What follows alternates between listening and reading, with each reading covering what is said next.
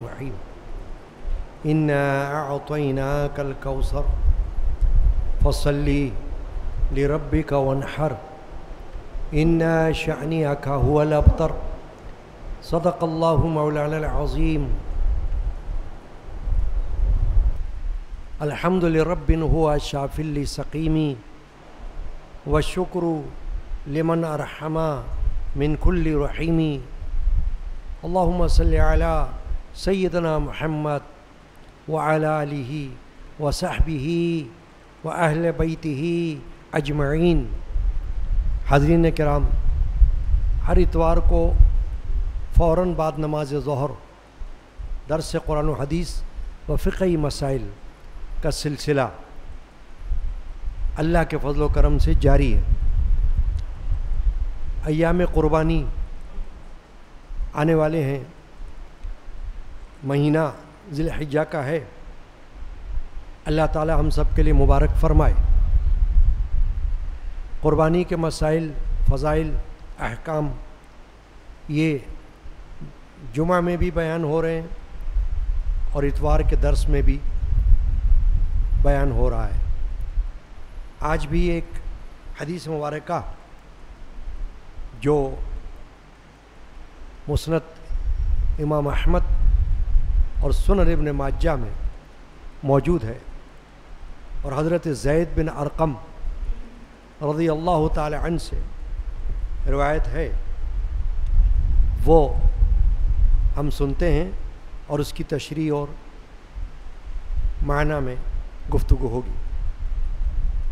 وعن زید بن ارقم قال، حضرت زید بن ارقم سے روایت ہے، وہ فرماتے ہیں، قال اصحاب رسول اللہ صلی اللہ علیہ وسلم، کہ اللہ کے رسول صلی اللہ علیہ وآلہ وسلم کے صحابہ نے عرض کیا، یا رسول اللہ ما ھذی الاضاحی، اے اللہ کے رسول یہ قربانیاں کیا ہیں؟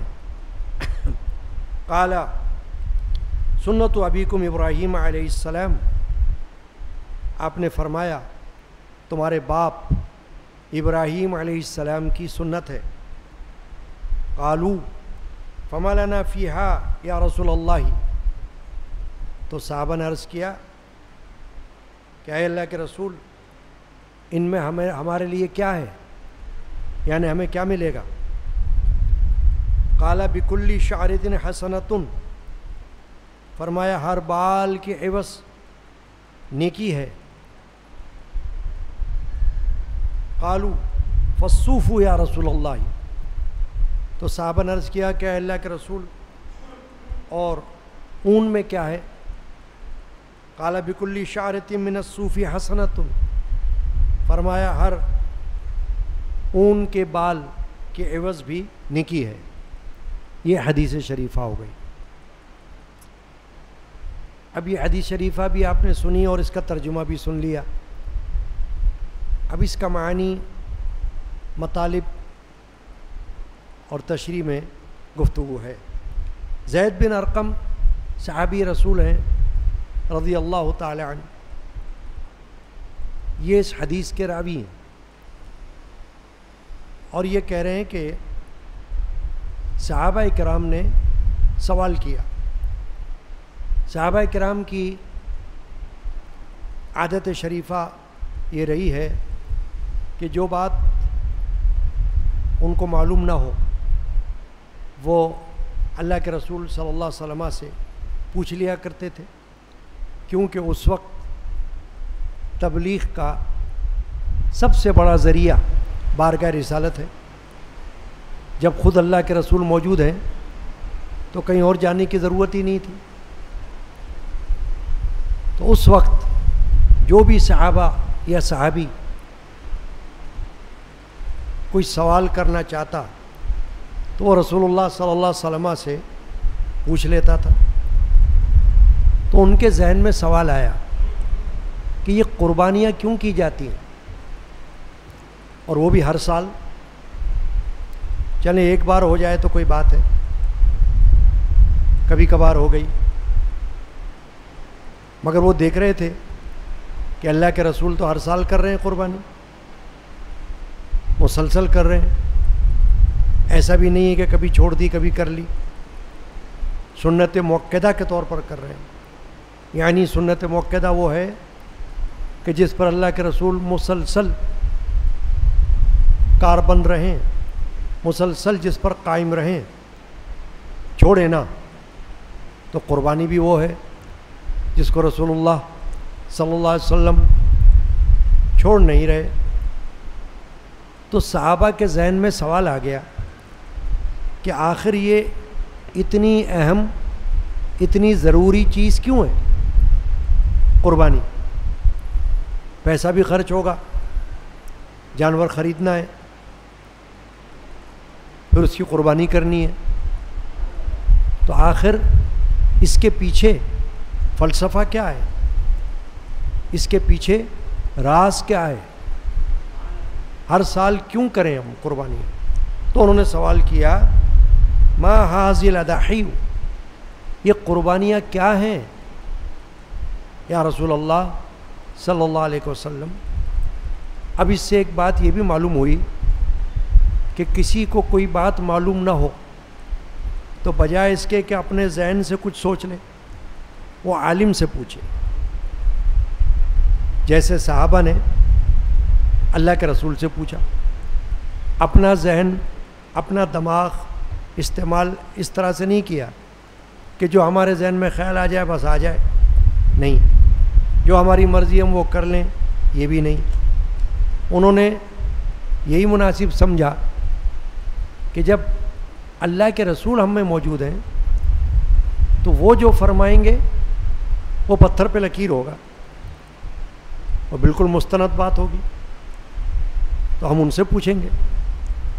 آج اگر کسی کو کوئی سوال ذہن میں آئے تو بجائے اس کے کہ خود اپنے ذہن سے کوئی کام کرے، وہ کسی عالم سے پوچھے، عالم دین سے پوچھے، دین کا مسئلہ ہو یا دنیا کا، کیونکہ دنیا اور دین دونوں مسائل میں عالم دین کو اللہ نے وہ وسعت بخشی ہے، قدرت بخشی ہے کہ وہ دنیا کا کوئی مسئلہ دین کی روشنی میں آپ کو بتا سکتا ہے، مشورہ دے سکتا ہے، اور دین کا مسئلہ بھی قرآن کی روشنی میں، حدیث کی روشنی میں آپ کو بتا سکتا ہے، پھر آپ اس پر عمل کر لیں۔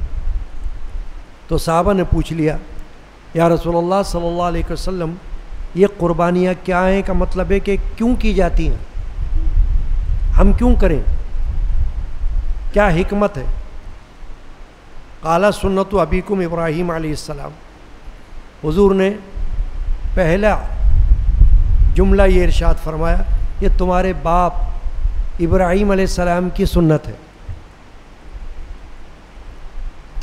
ابراہیم علیہ السلام پیغمبر گزرے ہیں، نبی پاک صلی اللہ علیہ وسلم سے اور بھی نبیوں سے اور بھی رسولوں سے پہلے، فرمایا ان کا طریقہ ہے، سنت سے مراد طریقہ۔ طریقہ اس طرح ہے کہ آپ نے سنا ہوگا قرآن مجید میں سورۃ الصافات میں واقعہ موجود ہے کہ حضرت ابراہیم علیہ السلام نے خواب دیکھا کہ وہ اپنے بیٹے کو ذبح کر رہے ہیں، اللہ کی راہ میں قربان کر رہے ہیں۔ تو جاگ کر انہوں نے اپنے بیٹے سے کہا کہ انی ارا فی المنام اذبحک، میں نے خواب میں دیکھا ہے، یا بنیا، اے بیٹے میں نے خواب دیکھا ہے کہ میں تجھے ذبح کر رہا ہوں، فانظر ماذا ترى، اب تو دیکھ تیری کیا رائے ہے۔ تو بیٹے کون تھے؟ اسماعیل علیہ السلام۔ تو بیٹے نے چوں چرا کیے بغیر جواب میں یہ کہا کہ یا ابتی افعل ما تؤمر، اے میرے باپ آپ وہ کریں جس کا آپ کو حکم دیا گیا۔ یعنی آپ نے خواب میں دیکھا کہ آپ مجھے ذبح کر رہے ہیں تو آپ کریں ذبح، آپ کو جو حکم دیا گیا ہے، مجھ سے مت پوچھیں آپ۔ اللہ کے حکم کے آگے پوچھنے کی کیا ضرورت ہے؟ قال ستجدنی انشاءاللہ من الصابرین، یہ سب قرآن کے الفاظ ہیں۔ بیٹے نے کہا اگر اللہ نے چاہا آپ مجھے صبر کرنے والا دیکھیں گے، یعنی میں صابر رہوں گا اپنے ذبیحے پر، اپنی قربانی پر میں صبر کروں گا، یعنی کہ اللہ کی راہ میں اپنے آپ کو قربانی کے لیے تیار کروں گا۔ اب جب حضرت ابراہیم علیہ السلام نے عمل کرنا چاہا اور چھری چلائی تو اللہ تعالیٰ نے فرمایا کہ اے ابراہیم تو نے اپنے امتحان میں کامیابی حاصل کر لی، قد صدقت الرؤیا، تیرا خواب سچا ہو گیا، اللہ نے فرمایا، یعنی ان ھذا لہو البلاء المبین، اللہ نے فرمایا یہ کھلا ہوا امتحان تھا، یہ تیری آزمائش تھی اے ابراہیم، مجھے تیرا بیٹا نہیں چاہیے تھا، مجھے صرف تجھے امتحان میں ڈال کر آزمائش تیری کرنی تھی کہ تو نبی ہے، رسول ہے، تو کہیں اپنے بیٹے کی محبت میں کوئی ٹال مٹول تو نہیں کرتا، کہیں تو پیچھے تو نہیں ہٹتا، بس مجھے یہ دیکھنا تھا۔ تو اللہ نے کیا کیا کہ چھری تو بیٹے کے گردن پہ چلائی تھی، مگر اللہ نے بیٹے کو بچا لیا اور اس کی جگہ ایک دمبا قربان ہو گیا، یعنی دیکھا کہ دمبا ذبح ہو گیا ہے بیٹے کی جگہ۔ تو اب وہ جو قربانی ہوئی دمبے کی، اس کو اللہ تعالیٰ نے جاری رکھا، حضرت ابراہیم علیہ السلام اس قربانی کو پھر کرتے رہے۔ تو رسول اللہ صلی اللہ علیہ وسلم نے صحابہ کے جواب میں ان کو یہ بتایا کہ تم سے پہلے جو نبی رسول گزرے ابراہیم علیہ السلام، انہوں نے یہ عمل کیا تھا، ان سے یہ عمل شروع ہوا، تو گزشتہ انبیاء جو عمل کرتے ہیں وہ فطرت کہلاتا ہے، پھر اللہ کے رسول نے اس پر عمل کیا، اب ہمارے لیے یہ سنت ہو گیا، ہمارے رسول کے حوالے سے حضور اکرم صلی اللہ علیہ وسلم نے اس پر عمل کیا، تو اب یہ ہمارے لیے ایک طرف حضرت ابراہیم علیہ السلام کا طریقہ بھی ہو گیا، اور دوسری طرف ہمارے پیغمبر محمد رسول اللہ صلی اللہ تعالی علیہ وسلم کا طریقہ بھی یہ ہو گیا۔ اب ہمارے سامنے دونوں پیغمبروں کی مثال آ گئی۔ چنانچہ اسی طرح اللہ نے گزشتہ امتوں میں بھی قربانیاں رکھی ہیں، قرآن مجید میں سورۃ الحج میں اس کا بھی ذکر ہے کہ ہم نے ہر امت میں قربانی رکھی ہے، یعنی یہ مت سمجھنا کہ صرف امت محمدی پر یہ ذمہ داری رکھی گئی ہے کہ تم ہر سال جانور قربان کرو، ہم نے تو ہر امت میں یہ قربانی رکھی چلی آ رہی ہے، سنت مسلسل ہے، سنت مستقل ہے، سنت مؤکدہ ہے۔ اب حضور اکرم صلی اللہ علیہ وسلم نے جو یہ جواب دیا تو کیا فرمایا، تمہارے باپ اس لیے کہا کہ حضرت ابراہیم علیہ السلام پیغمبروں میں وہ پیغمبر ہیں جن کے بعد مسلسل پیغمبر آتے رہے، نبی و رسول اللہ تعالیٰ بھیجتا رہا، تو ابراہیم علیہ السلام کو جو درجہ حاصل ہے وہ پیغمبروں کے باپ کا درجہ حاصل ہے، اور اللہ کے رسول صلی اللہ علیہ وسلم نے اپنی زبان مبارکہ سے فرما دیا کہ تمہارے باپ ابراہیم علیہ السلام کی سنت ہے۔ تو اب ہر امتی کو یہ ماننا لازم ہو گیا کہ ابراہیم علیہ السلام ہمارے باپ ہیں۔ اسی طرح حضور اکرم صلی اللہ علیہ وسلم بھی ہمارے باپ ہیں، کیوں کہ ہر نبی یا رسول اپنی امت کا روحانی باپ ہوتا ہے، ایک ہمارا سگا باپ ہوتا ہے جس کے صلب سے ہم پیدا ہوئے، حقیقی باپ، اور نبی وہ ہمارا روحانی باپ، رسول ہمارا روحانی باپ۔ امتی نبی و رسول کی اولاد ہے، وہ روحانی اولاد کہلاتی۔ چنانچہ ہم سب اپنے نبی و رسول کی روحانی اولاد ہیں۔ تو اللہ کے رسول نے اس طرف اشارہ فرمایا کہ تمہارے باپ ابراہیم علیہ السلام کی یہ سنت ہے، یعنی یہ طریقہ ہے، یہ قربانیاں۔ اب اگلا سوال کیا انہوں نے کہ چلو یہ تو معلوم ہو گیا کہ یہ ایک طریقہ ہے جو ابراہیم علیہ السلام سے چلا آ رہا ہے، اور اے اللہ کے رسول آپ بھی عمل کر رہے ہیں اور آپ ہمیں بھی حکم دے رہے ہیں، ہم بھی عمل کر رہے ہیں۔ یہ تو معلوم ہو گیا کہ طریقہ ہمارے باپ پیغمبر ابراہیم علیہ السلام کا ہے۔ اب جو سوال آیا ذہن میں وہ یہ ہے، فما لنا فیہا یا رسول اللہ، اس کے اندر ہمارے لیے کیا ہے؟ یعنی ہم پیسہ خرچ کر رہے ہیں، ہم وقت لگا رہے ہیں، ہم جانور ذبح کر رہے ہیں، ہمیں کیا ملے گا؟ کوئی فائدہ بھی ہے؟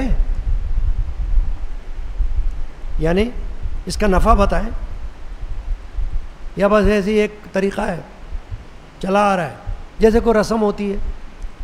اب رسم کیا ہوتی ہے؟ اس کا کوئی شرعی ثبوت نہیں ہوتا، رسم و رواج کا، وہ معاشرے میں خاندان میں کوئی بن جاتی ہے۔ ہمارے خاندان میں یہ رسم چلی آ رہی ہے، چلو جی، ہماری برادری میں رسم چلی آ رہی ہے، ہماری کمیونٹی میں یہ رسم چلی آ رہی ہے۔ اب اس رسم کا کوئی سر پیر نہیں ہوتا، کوئی قرآن و حدیث سے ثابت نہیں ہوتی، مگر مسلسل چلی آ رہی ہوتی ہے، ہر سال رسم ہو رہی ہے، ہر شادی بیاہ میں رسم ہو رہی ہے، اس کا کوئی شرعی ثبوت نہیں، مگر کر رہے ہیں۔ تو صحابہ نے سوچا کہ کیا یہ بھی کوئی رسم ہو گئی، ایک چلی آ رہی ہے، کیا اس کا کوئی فائدہ بھی ہوگا؟ تو سوال کیا، فما لنا فیہا یا رسول اللہ صلی اللہ علیہ وسلم، ہمارے لیے اس میں کیا ہے؟ یعنی کیا فائدہ ہے، کیا نفع ہے؟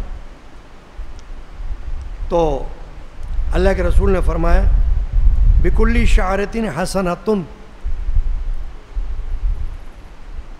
فرمایا اس کے ہر بال میں تمہارے لیے نیکی ہے۔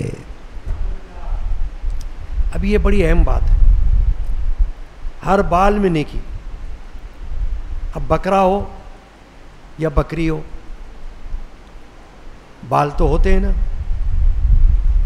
اب آپ بتائیے کسی بکرے میں یا بکری میں جتنے بھی بال ہوں، کیا آپ ان کو گن سکتے ہو؟ نہیں نا، گننے بیٹھو بھی تو گن نہیں سکتے، بھول جاؤ گے آپ۔ گننے لگو گے تو آپ کہو گے ارے غلطی ہو گئی، پھر گنو، گن نہیں سکو گے۔ بے شمار بال ہیں پورے جسم پر، ٹانگوں میں، گردن میں، دم میں، ہر جگہ بال ہیں، تو آپ گن نہیں سکو گے۔ اللہ کے رسول نے فرمایا ہر بال میں نیکی ہے۔ اس کا مطلب یہ ہوا ایک ایک بال کے بدلے ایک ایک نیکی کا ثواب تمہارے نام اعمال میں آئے گا۔ کتنا بڑا ثواب، کتنی بڑی خوشخبری۔ اب ذرا ایک واقعہ آپ یاد کریں تاکہ آپ کو تسلی ہو جائے۔ واقعہ یہ ہے کہ شب برات آتی ہے نا، شعبان المعظم کا مہینہ، 15ویں شب، لیلۃ البرات، شب برات۔ اس میں ایک حدیث آپ سنتے ہیں کہ اللہ کے رسول صلی اللہ علیہ وسلم نے فرمایا کہ حضرت جبرائیل علیہ السلام اللہ کی طرف سے یہ وحی لے کر آئے، پیغام سنایا وہ خوشخبری تھی. کیا خوشخبری؟ کہ یہ بتایا کہ اللہ تعالیٰ آج کی رات بنی کلب، ایک قبیلہ تھا اس کا نام تھا بنی کلب، بنی کلب کے بکریوں کے بالوں کی تعداد کے برابر گناہ گاروں کو بخشتا ہے. آج کی رات بنی کلب کے بکریوں کے بالوں کی تعداد. اب یہ میں نے یاد دہانی کے لیے واقعہ بتایا. بنی کلب کے پاس بہت بکریاں تھیں قبیلے کے پاس. اب اللہ کی طرف سے جو خوشخبری آئی وہ یہ نہیں آئی کہ بنی کلب کے بکریوں کی تعداد کے برابر نہیں، بنی کلب کے بکریوں کے بالوں کی تعداد. ابھی میں نے عرض کیا کہ ایک بکری کے بال کوئی نہیں گن سکتا، تو وہ بے شمار بکریاں تھیں، ان کے بالوں کو کون گنتا؟ تو یہ جب مثال آتی ہے تو یہ بطور تمثیل کے آتی ہے، یعنی ایک مثال کے طور پر اللہ یا اللہ کے رسول کی طرف سے یہ بیان کیا جاتا ہے. یعنی ایسی مثال کہ اس کو کوئی پورا نہیں کر سکتا، بس ایک تسلی کے لیے بتائی جاتی ہے، خوشخبری. تو وہی بات آئی یہاں پر کہ اللہ کے رسول صلی اللہ علیہ وسلم نے فرمایا کہ اللہ تعالیٰ قربانی کے جانور کے ہر بال کے بدلے میں ایک نیکی تمہیں دیتا ہے، نیکی کا ثواب تم کو ملتا ہے نا بڑی خوشخبری. پھر انہوں نے اگلا سوال کر دیا. اگلا سوال کیوں کیا؟ کہ قربانی کے جانور ایک طرح کے نہیں ہیں.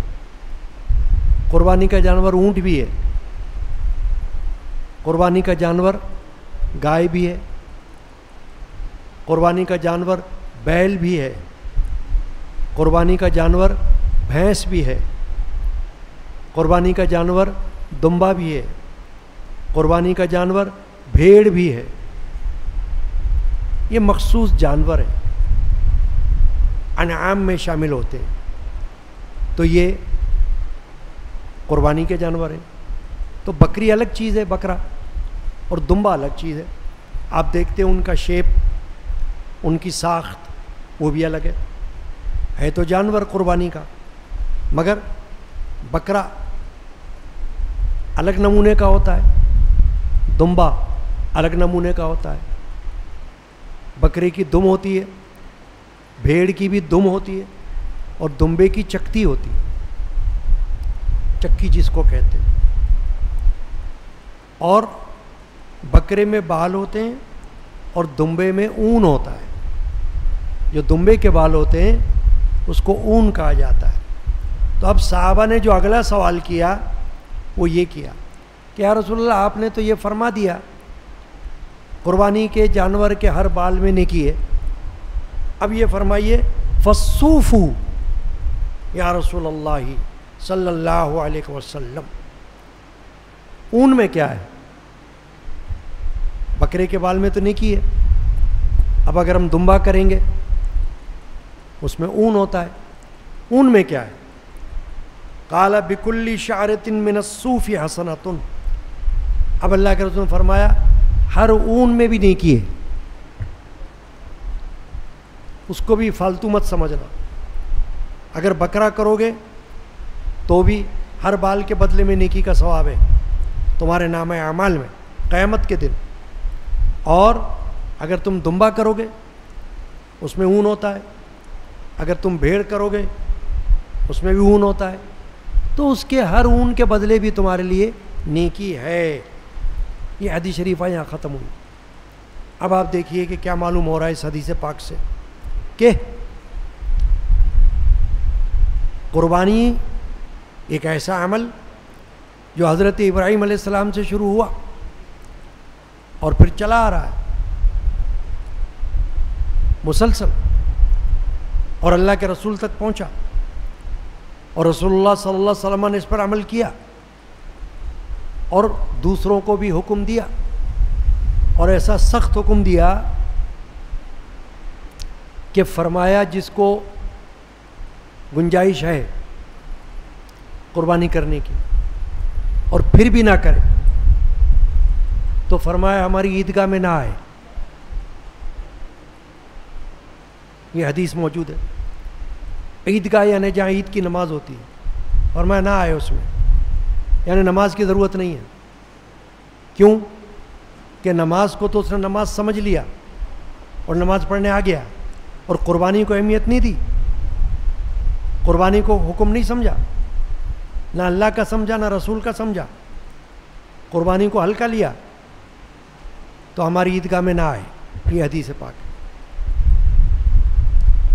تو رسول اللہ صلی اللہ علیہ وسلم نے قربانی خود بھی کی، ہر سال کی، ایک نہیں کی، دو کی، گائے بھی قربان کی، بکرا بھی قربان کیا، دمبا، بھیڑ، یہ قربان کیا اللہ کی راہ میں، اور بلکہ اپنے ہاتھ سے چھری چلائی. آپ نے گزشتہ درس میں سن لیا، اپنے دست مبارک سے ذبح کیا، تاکہ یہ بھی معلوم ہو جائے کہ اتنی اہمیت ہے کہ خود بکرے کو لٹا کر، دمبے کو لٹا کر، چھری تیز کروا کر، اس پر اپنا قدم مبارک رکھ کر اللہ کے رسول خود اپنے دست مبارک سے ذبح کر رہے ہیں، تاکہ بندے کے ذہن میں آ جائے کہ کتنا ضروری ہے قربانی.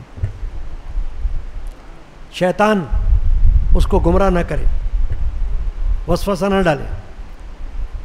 یار چھوڑو یار، نماز پڑھ رہے ہیں نا، بس فجر پڑھتا ہوں، ظہر پڑھتا ہوں، عصر پڑھ لیتا ہوں، مغرب پڑھ لیتا ہوں، عشاء پڑھ لیتا ہوں، مسجد میں جا کے پڑھتا ہوں، نہیں تو گھر میں بھی پڑھ لیتا ہوں، دکان ہے تو دکان بند کر کے آ کے پڑھ لیتا ہوں، دفتر ہے تو دفتر سے جا کر پڑھ لیتا ہوں، یا دفتر میں بھی پڑھ لیتا ہوں. نماز تو پڑھ رہا ہوں، رمضان آتا ہے تو روزہ تو رکھ رہا ہوں، تو قربانی کیوں کروں؟ تو اتنی اہمیت بتائی اس کی کہ نماز اپنی جگہ، تیرا روزہ اپنی جگہ، مگر تیری قربانی اپنی جگہ ہے. یہ مت سمجھنا کہ تو نماز پڑھ کے چھوٹ گیا، تو روزہ رکھ کر چھوٹ گیا، تو زکوٰۃ دے کر چھوٹ گیا، تو عمرہ حج کر کے چھوٹ گیا. یہ مت سمجھنا. تو اگر قربانی نہیں کرے گا اور تیرے پاس گنجائش ہے کرنے کی، رقم ہے، پیسے ہیں، تو جانتا ہے، چھوڑ دوسرے کو، وہ نہیں جانتا تیرے پاس کیا ہے، مگر تو جانتا ہے کہ تیرے پاس ہے، اور اللہ جانتا ہے. اور پھر تو نہ کرے تو اللہ کے رسول فرما رہے ہیں کہ پھر عیدگاہ میں نہیں ہے، ہمارے ساتھ آ کے نماز مت پڑھ. یہ فرما. اور ایک حدیث میں یہ فرمایا، اب جیسے یہاں یہ آپ نے سنا کہ فرما رہے ہر بال میں نیکی ہے، ہر اون میں نیکی ہے، یعنی بکرے کے بال میں نیکی، دمبے کے اون میں نیکی ہے، اور تمہارے باپ ابراہیم علیہ السلام کی سنت اور طریقہ ہے، اور یہ فائدہ ہے اس میں. اب ایک حدیث میں فرمایا حضور نے کہ یہ قربانی کے جانور قیامت کے دن اپنے بالوں، اپنے سینگوں، اپنے کھروں کے ساتھ آئیں گے اور تمہارے لیے بخشش کا وسیلہ بنیں گے، سفارش کریں گے اللہ کی بارگاہ میں، پل صراط پر بھی آئیں گے. گویا کہ اللہ تعالیٰ تمہاری نماز کی طرح، تمہارے روزے کی طرح، تمہارے حج و عمرے کی طرح قربانی کے جانور کو تمہارے لیے سفارش کا ذریعہ بنائے گا، وسیلہ بنائے گا اللہ. یہ بھی ایک ذریعہ بنیں گے. جیسے نماز ہو جائے گی سفارش، یا اللہ یہ نمازی ہے اسے بخش. روزہ کہے گا یا اللہ یہ روزے دار ہے اسے بخش دے. عمرہ اور حج کہیں گے یا اللہ یہ حاجی ہے اس کو بخش دے. جنت میں نمازیوں کو نماز کے دروازے سے بلایا جائے گا، روزے داروں کو روزے کے دروازے سے پکارا جائے گا. مختلف دروازے ہوں گے جنت کے، وہاں سے ان کو آواز دی جائے گی آؤ آؤ آؤ ادھر آ جاؤ، داخل ہو جاؤ مختلف دروازوں سے۔ تو اللہ نے ایسا کرم فرما دیا، اللہ کے رسول فرما رہے کہ یہ قربانی کے جانوروں کو بھی ایک ذریعہ بنا دیا، یہ بھی تمہارے لیے اللہ کی بارگاہ میں سفارش کر دیں گے، یا اللہ اس نے ہمیں قربان کیا تھا تیرے راستے میں، تیری راہ میں، تیرے نام پر، ہر سال کرتا تھا یا حصہ لیا کرتا تھا، جو اس کی گنجائش تھی وہ کیا کرتا تھا، یا اللہ تو اس کی قربانی کے عوض میں تو اس کو بخش دے۔ تو یہ آج کا درس حدیث پاک ہم نے سنی، ترجمہ سنا، اس پر گفتگو سنی، اللہ تعالیٰ اس پر ہم کو عمل کی توفیق عطا کرے۔ صلی اللہ تعالی علی محمد وعلی آلہ وصحبہ وعلی بیتہ وعترتہ اجمعین، آمین۔ حاضرین کرام،